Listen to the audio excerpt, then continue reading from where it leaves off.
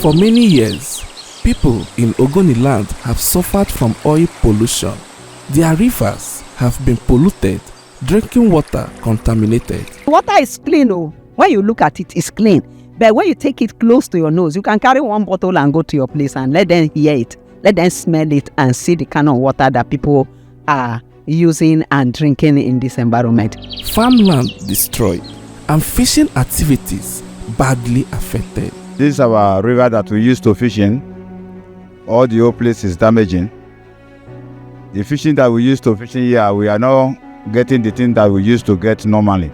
In 2011, the United Nations Environmental Program, UNEP, released a major report on Ogoniland. The report reviewed shocking levels of pollution in many communities. UNEP said the oil contamination has spread deep into the soil and groundwater after more than 50 years of oil activities in the area. The report also found that in Ogele community in Eleme local government, benzene, a dangerous chemical linked to cancer, was discovered in drinking water at the level more than 900 times above World Health Organization standard. UNEP warned that cleaning Ogoni could become one of the biggest and longest oil cleanup exercise ever carried out in the world. Following the report, the federal government created the Hydrocarbon Pollution Remediation Project known as HYPREP in 2016 to begin cleanup and restore affected communities. This project was expected to provide clean water, improve healthcare, restore environment, and bring relief to the people. But almost 10 years later, many residents are still asking, have HYPREP truly fulfilled its promise? This investigation takes us across affected communities in Ogoniland to hear directly from the people and see the reality on ground. In many communities in Ogoniland, the effect of oil pollution are still visible. In Ogale community in Eleme local government, residents say they have suffered environmental pollution for decades. They say the water they drink still smells badly and unsafe. I carry water to every meeting I go to. I carry water from this my community to every meeting I go to, so that people will see. The water is clean, oh. When you look at it, it's clean. But when you take it close to your nose, you can carry one bottle and go to your place and smell it and see the kind of water that people are using and drinking in this environment. As you can see, this water with me is not safe.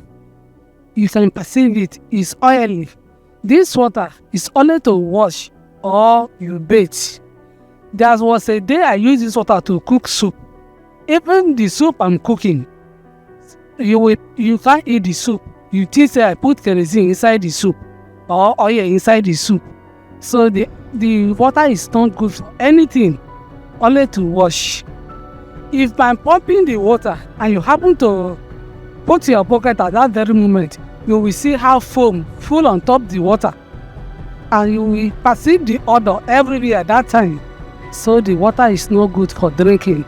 Some residents claim they now depend on sachet water because they no longer trust the water in their community. We used to buy 2 bags of pure water every 2 days or 3 days. Depends how we drink it. Speaking with the acting chairman, Ogale Council Traditional Ruler, Chief Harrison, he raised serious concern about the cleanup process.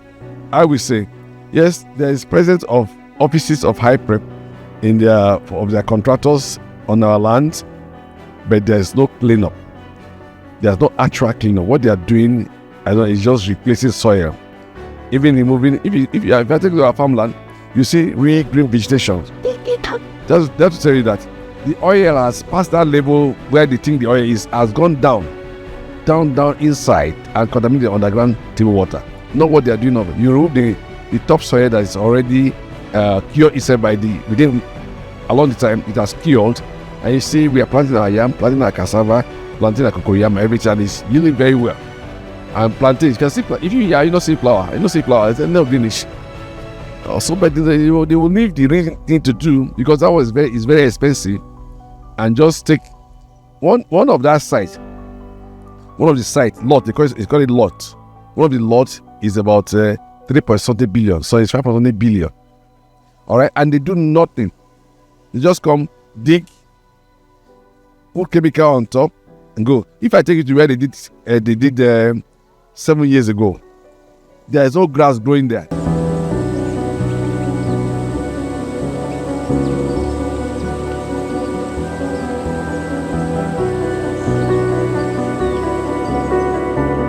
Bodo is one of the most internationally recognized pollution sites in Ogoniland. It has witnessed major cleanup operation and global attention. But in this community, residents said the story is not complete. In Bodo community, the effect of pollution are still affecting daily life. Fishermen said they can no longer catch enough fish to support their family, saying that the fishing activities have reduced over the years. I do catch mosquito, tilapia, crayfish, and the environment where those fishes settle, like the mangrove, are all dead, and the mud is also polluted too, and they could no longer settle within where our hands can touch them. This pollution kill the fishes, both the crayfish and the mosquito, so we could no longer have any of it for the success of our being. No, we are not getting anything from it. We are not getting anything from it. No palliative. And the place now is not quite all right now.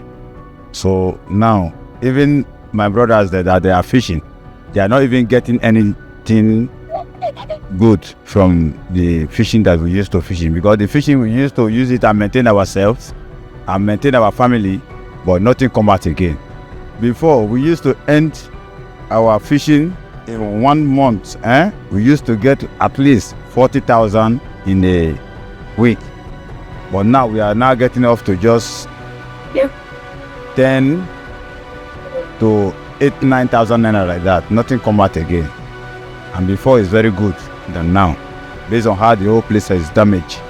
There are some parts of which the water is flowing now currently. There are some parts of Bodo which the water had not yet been flown, as the contractor may have given his or her intents.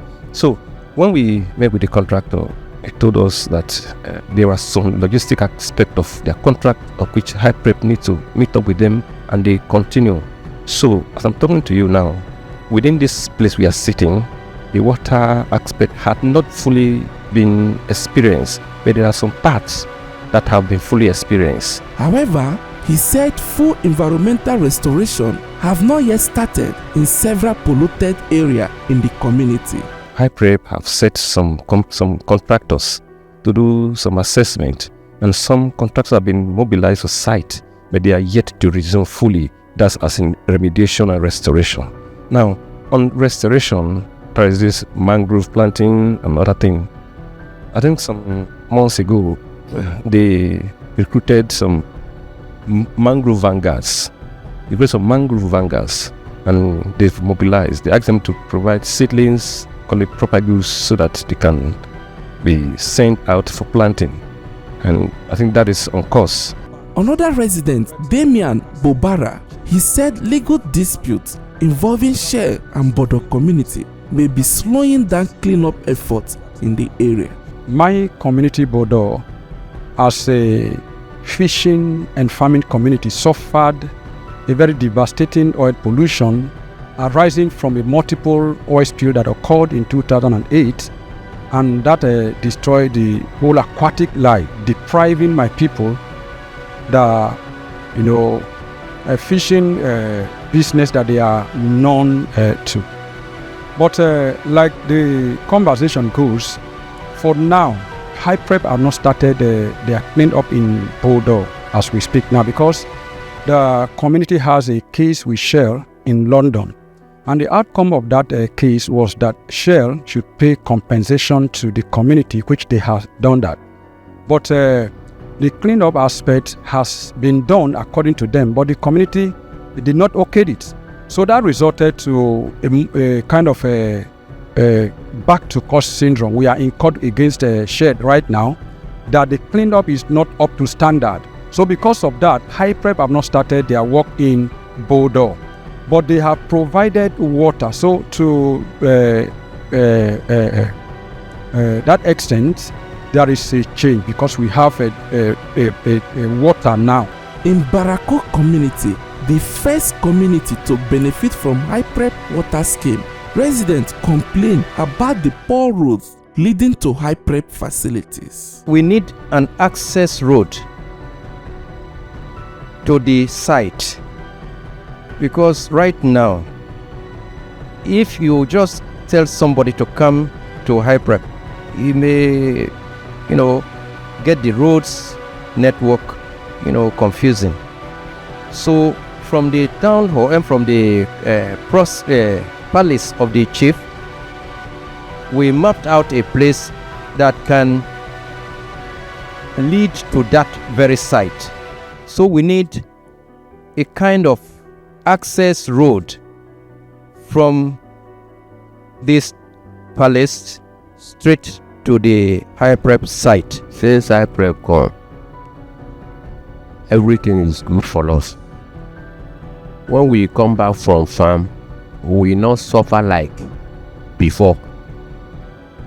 Like before, when we come back from farm, we look for where we'll get water to drink, to bath and do other things. But since HYPREP come, we from farm, we open pump, open water right from our domot and getting water. Since HYPREP come, we benefit many things from the HYPREP. We are not buying water again from any person. At Barako Water Facility, the manager explained how the treatment plant operates. So here is the dosing room where the soda ash and the chlorine is being dosed into the big tank. Soda ash is used to regulate the pH of the water, while the chlorine is used to disinfect the water from bacterial contamination. We have the store here. This is where we store chemicals for the treatment. Then right in this place, this is the lift tank. This is the tank that lifts the water, the lift pump, where the water is being lifted to the up tank after treatment. We will have the soda. So we have the solar panel. This is where the solar system is. We use in pumping the water, and this is the panel. The panel 1 and panel 2, which is used to control the process of lifting the water and pumping of the water. So this is the holistic view of the Barako Portable Water Station. He said the project was designed to provide safe and clean water for residents, while pointing to several challenges affecting workers. This is Barako Water Station. This station was established and commissioned on the 26th day of July 2023. And the brain behind this was to provide potable water for the people of Barako community. So far, this water has been of immense benefit and help to the community. The water is treated, and the water has been supplied to the residents of Barako.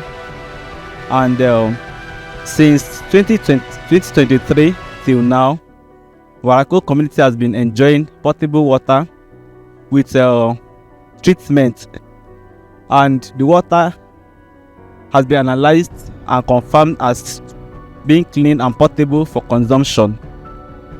But along the line, we have been facing some challenges which has to do with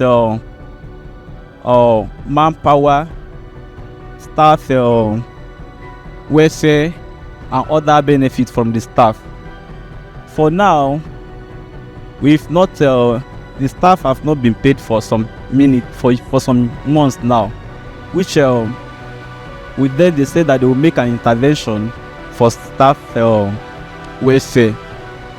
And I also want to thank you for this interview, coming to know the position of the station and the facility that we have here. We have this is the treatment plant. This is the filter. The water is pumped from the boreholes, and then after the pumping, it goes to the treatment room where it's being treated. We have a lab where the samples are also analyzed for portability standard. We have standards that we use in comparing the water to, based on a recommended standard, which is the WHO. Then we have the tanks here. We have 2 tanks, the up and the down, and the capacity of the 2 tanks are about 250,000 capacity, which is able to supply water to all the residents of Barako. The water is pumped twice in a week, and we used to supply the water to the residents early morning, and when we started, it was 2 times in a day, but due to some challenges and the provision of diesel and lights, it has been streamlined to once in a day. So that is the station we have here. Then talking about the light, we have a transformer there, and it has not been installed, which we are looking forward for the installation. We have already applied for it, but no response for now. Adding her voice, Mrs. Patience again raised concern about the welfare of some HYPREP workers across Ogoniland. Me, I am an enemy already because I say the truth anywhere. So what I'm seeing is, I'm not seeing any headway.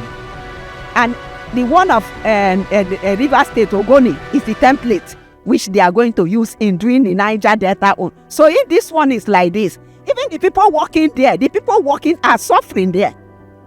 If they pay them for 2 weeks, the other 2 weeks, other people eat the money. Yes, that's what is happening. And so they just lay them off. You have worked for 1 year, there is no compensation for you, and things like that. So I don't know how we can keep going like this. Experts and stakeholders said several challenges continue to slow down the cleanup process. Speaking with Engineer Olu Andam, he said poor funding, weak policies, lack of communication are major problem. He also said local community need to be more involved in decision affecting the cleanup. Before they enter any community, they do elaborate engagement. But what may be lacking is the prompt revelation of findings with the people affected, so they are proactively carried along. That will cut down on hearsays, rumors, and all that. HYPREP needs more time, because we are not just talking about one component. We are talking about health component, because the more you take in contaminated, polluted water, it affects the health. And we are looking at polluting parameters that are difficult to treat. So, hydrocarbons. So, definitely, funds should be released promptly. For instance, they have a center, which is good. They have decided to build a center of excellence, which is supposed to be a place where materials that are contaminated, be it soil, be it human tissues or whatever, can be promptly addressed in country, instead of flying most of those things outside the country for simple laboratory analysis. So they need more encouragement policy-wise, support-wise, so they can kickstart that center. Because you're going to have contaminants, not just from water though, you have contaminants from soil, you have contaminants from plants, and you have contaminants from the microflora and fauna that are all basic parts of the food chain. So, a lot of work needs to be done. Infrastructurally, the infrastructure should be encouraged so that they have them on ground. Training is vital and it should be ongoing. They need the adequate manpower. As it is today, I don't believe that they have sufficient manpower. So you find the young guys working 24 hours.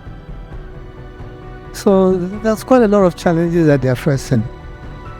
And until those challenges are resolved promptly, the 25 years, 30 years will just be a dream. Also speaking, Dr. Douglas Fabeke, he questioned the quality and credibility of some contractors handling the remediation project. He said stronger monitoring is necessary to ensure proper cleanup work. If you look at the report, or UNEP report, there are basic things they are supposed to get right before they even start the main program. The main project, which is the cleanup, there are some basic things that was recommended for them to be done. I want to ask those things, I'll not be able to get it right till today. Number one, we're talking of the water here. They have not gotten it right. I have about how many companies that have been awarded contracts for the water with the amount of money being awarded to each company, 1.something billion naira. 1.something billion naira to establish a water system for the people to drink. That money can give water to the whole entire canal. And when you now see that some of those water collapse, I'm not talking out of what I hear. I'm talking out of, I have the figures in my hand. I'm talking that I have visited all the sites. And some of the sites have grown grass. Some of the water collapsed. Some of the people are complaining. People like, let me, I'll not be able to drink clean water. Gokana, some community are not able to drink clean water. Some of the environment are still polluted. The livelihood program, we are not be able to identify what they have done or what they have not done. I don't know how many Ogoni boys that have been gotten a job or maybe empowered through the livelihood program. These things are supposed to be established and have a physical impact. You need to touch and feel it. It's not supposed to be on document. I should be able to look at the center, a livelihood center, where you can get access to data and records of what they have done. I cannot score them for now.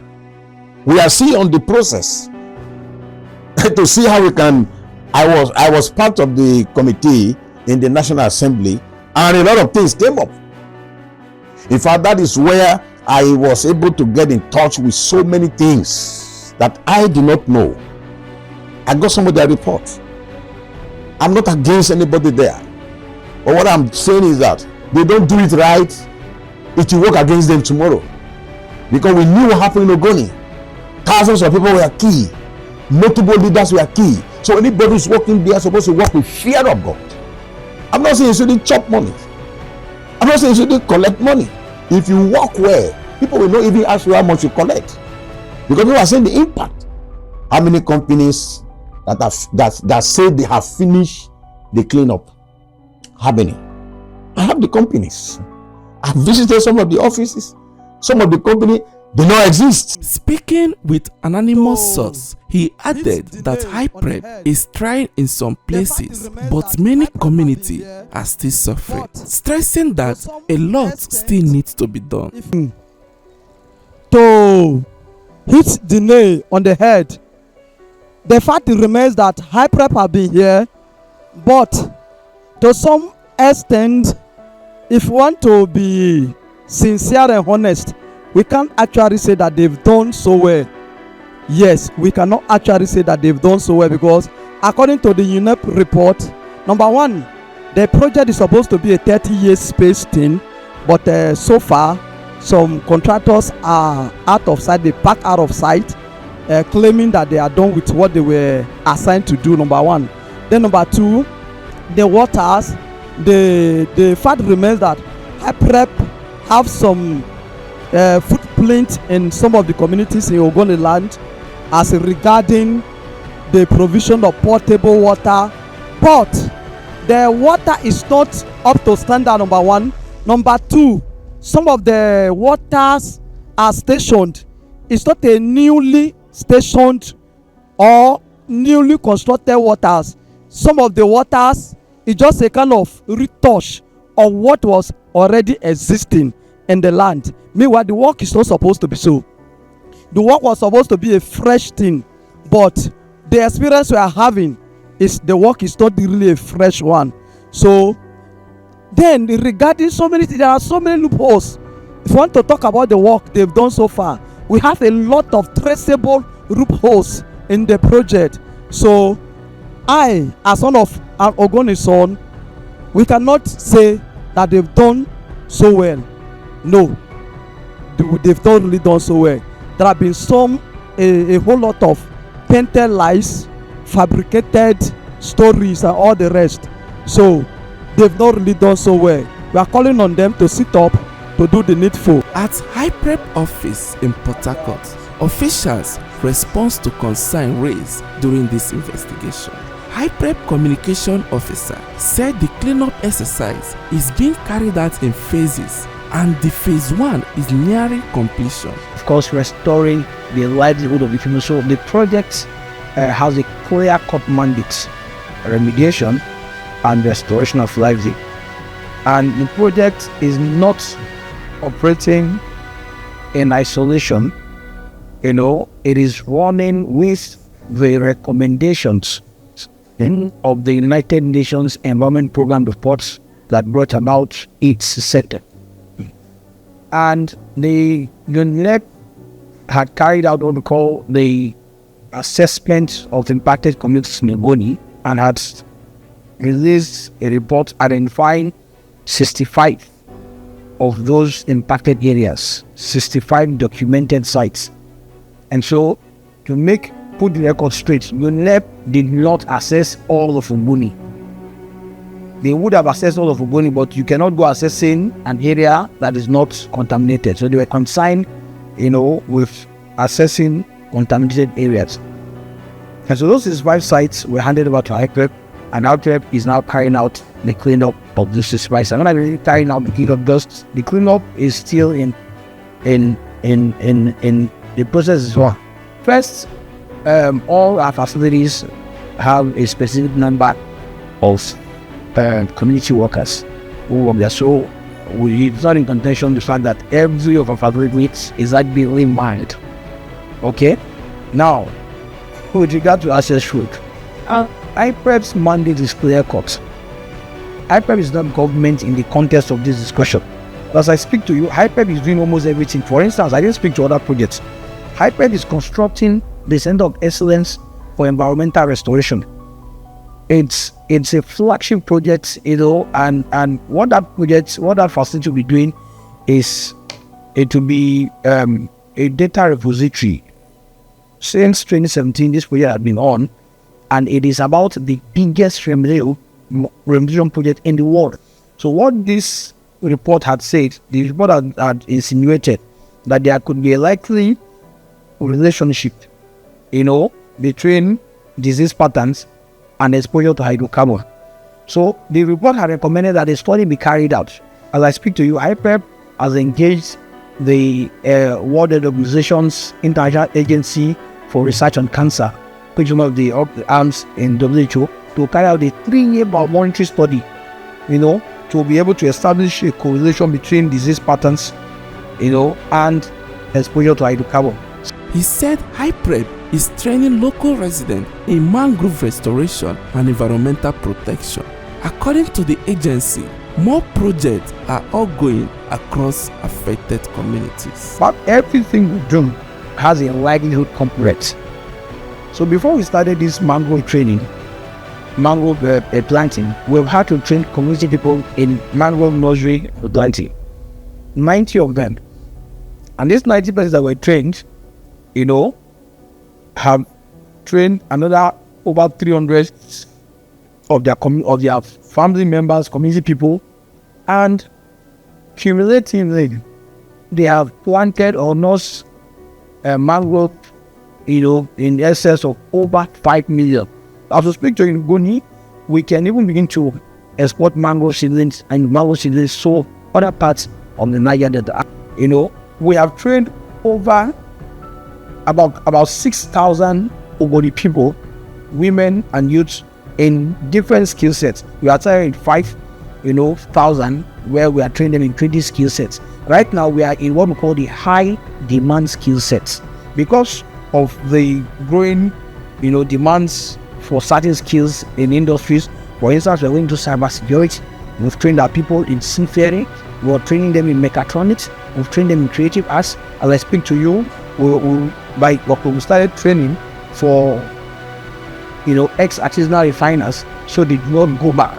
So much is being expended in the cleanup. So if you don't engage those who are in the value chain before this time, in the whole pollution thing, it might just amount to mopping the floor and of course leaving the tap flowing. So we are equally engaging people with these ex-artisanal refiners by providing them with alternative leggings and all of that. So they are going into commercial diving and underwater welding. We are doing mud logging. We are doing the GIS and these other high demand skills. We just rounded off training for about 19 of our young people in aviation, so that our people will be better positioned in areas hitherto they seem like so. Quite a lot is going on through the Ogoni program.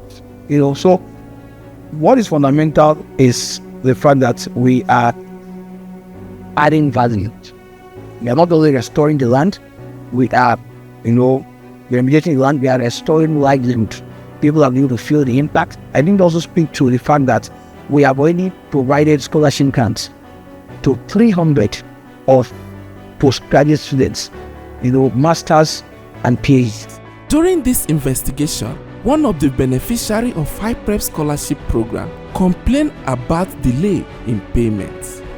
Good morning, sir. Please, I want to use this media space to treat this issue. However, I want to remain anonymous. Sometime last year, we were invited by HYPREP for a postgraduate scholarship screening. We were given a CBT exam, and thereafter, 500 Ogoni scholars, both PhD and MSc, were shortlisted as successful candidates for the 2025 batch. Meanwhile, earlier this year, on 26th of January 2026 to be precise, we were invited to the HYPREP office where award letters were issued to all supposed beneficiaries. 3 months down the line, up till date, we have not heard anything from HYPREP. Neither has there been any information. We have made efforts to know why they have refused to disburse the grant even after issuing award letters to the beneficiaries. These students are currently working on their dissertations and theses and need more funds to carry out their research. We are calling on HYPREP to disburse funds to the beneficiaries to enable them complete their program. Responding to the complaint, the HYPREP communication officer assured the beneficiary that the payments will be made soon. Yeah, the list was out after the CBT and all of those processes. The list of shortlisted candidates was out on the 1st of January, and we are processing their payments, and we are equally engaging with them just to tell them that we are processing their payments. It will not be long, they will all be paid. Despite visible projects in some communities, many residents said the real environmental problem still remain. Several polluted sites are yet to be fully cleaned. Many families still depend on unsafe water sources, and for some residents, life have not changed much despite years of promise and intervention program. More than a decade after the UNEP report exposed the serious environmental damage in Ogoniland, many communities are still waiting for full cleanup and restoration. From polluted river to damaged farm, from community complaint to visible intervention project, the story of HYPREP in Ogoniland remains complex. While some residents praise the agency for providing clean water and support program, others believe the cleanup is too slow and incomplete. As billions continue to be committed to restore Ogoniland, the people are asking one question: will HYPREP fully restore the environment and rebuild the trust of the people? Or will community continue to wait for the justice and change they were promised? The story of Ogoniland is not all about environmental damage. It is all about survival. It is all about justice. And it is all about whether promises made by this affected community are being fully delivered. For Rapid TV, Onwuka Kingsley, reporting from Ogoni. This investigation is supported by the Center for Journalism Innovation and Development, CJID, and the Royal Norwegian Embassy.